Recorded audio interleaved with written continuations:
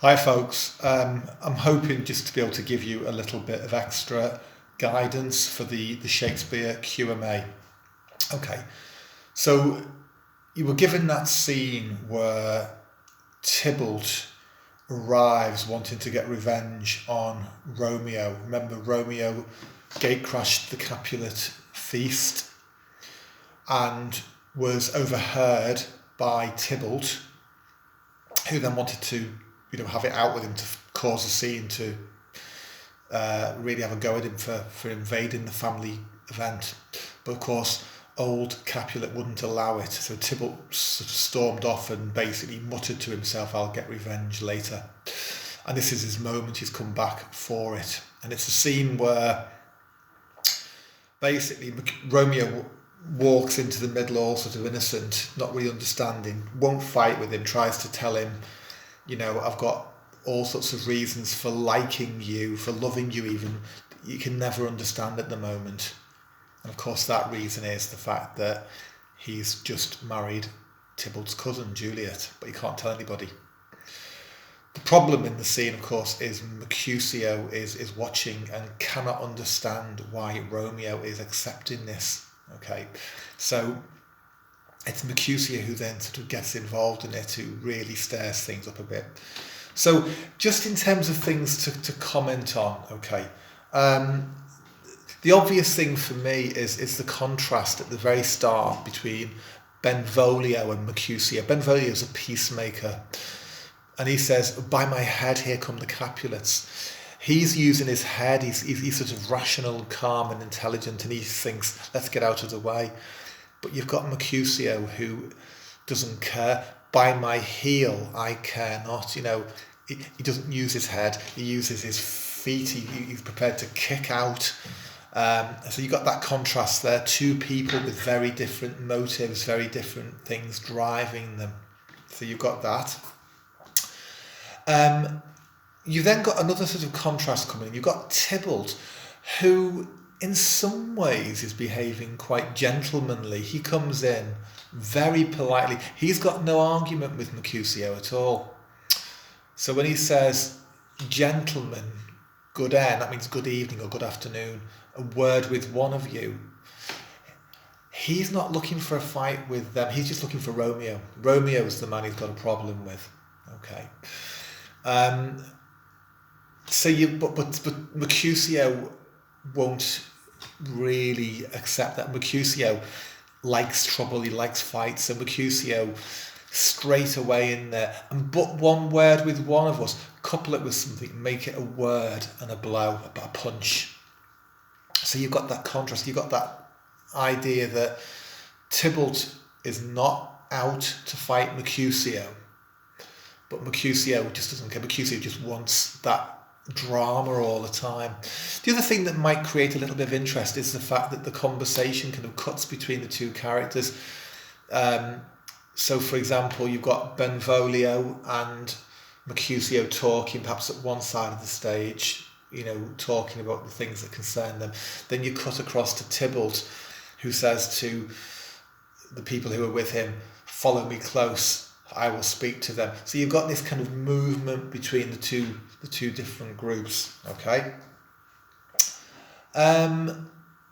You've got bits of wordplay as well. So everything that Tybalt says is kind of taken apart and messed around with by Mercutio. Mercutio's always looking for trouble. So when Tybalt says, "Mercutio, thou consortest with Romeo," to consortest means you are associated with, you hang around with.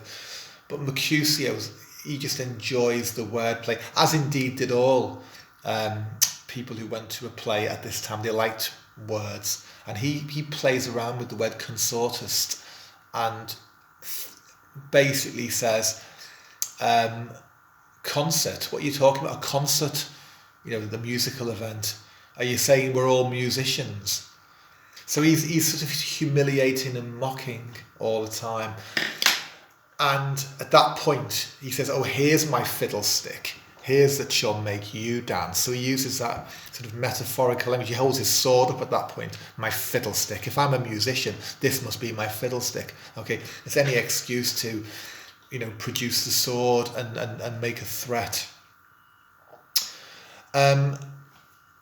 The anxiety, the tension all the time is being drawn attention to by Benvolio. Benvolio is like the voice of anxiety.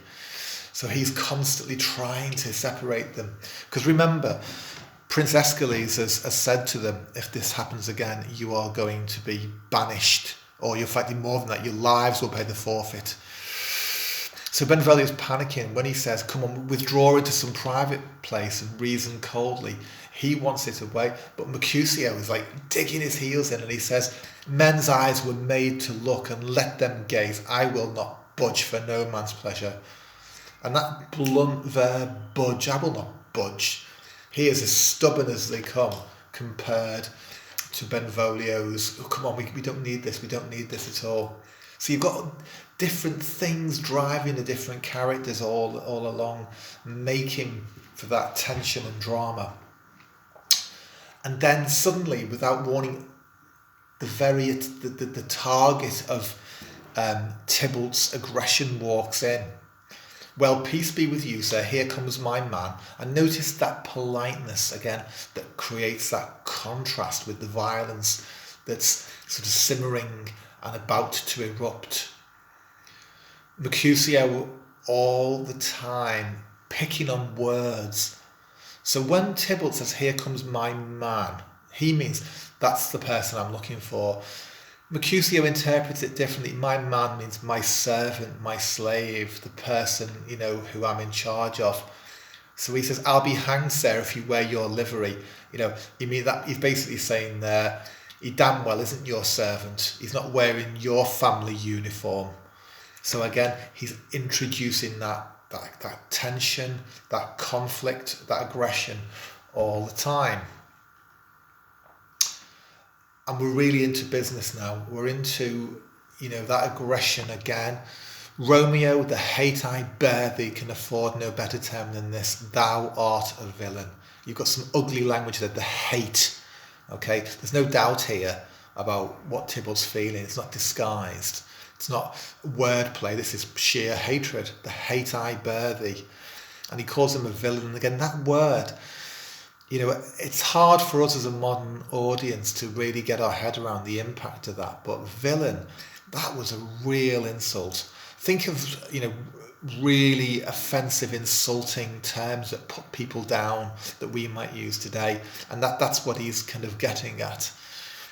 But Romeo, the last thing Romeo wants is a fight with a Capulet, because of course he's married to one now.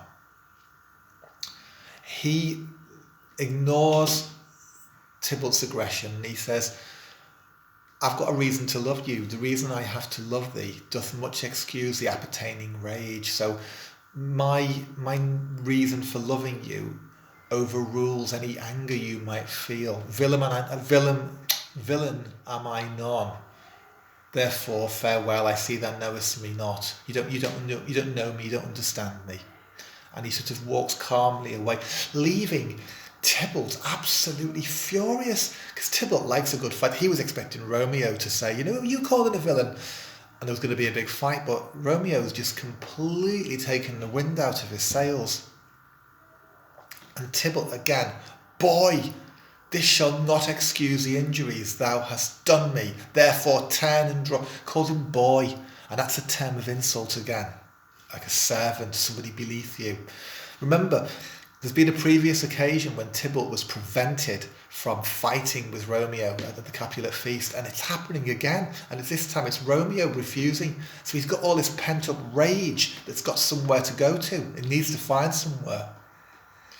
And Romeo, very, very polite.